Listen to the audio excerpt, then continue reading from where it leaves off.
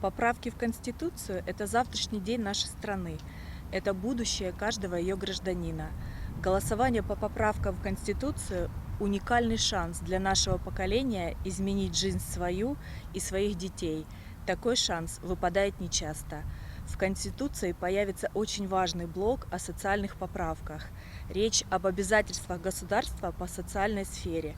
Закрепится право по обеспечению доступного и качественного медицинского обслуживания.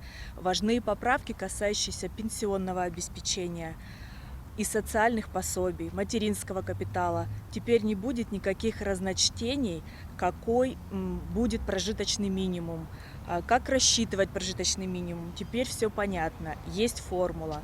Социальная политика становится более адресной, четкой, точной и прозрачной. Люди хотят, чтобы Конституция отвечала их нуждам и надеждам, а также иметь право активно управлять страной. Поправки нужны, чтобы развитие России не останавливалось.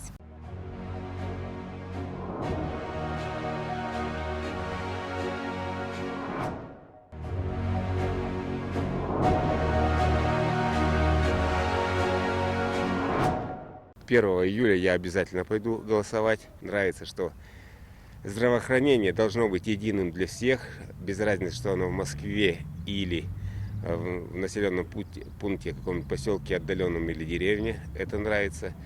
Ну и не буду конкретизировать, потому что нравится почти что все. Это, как-то так. Вот я сознательно почитал. Наверное, не все, но поправки мне, как бы, для меня, как для простого гражданина России, подходят.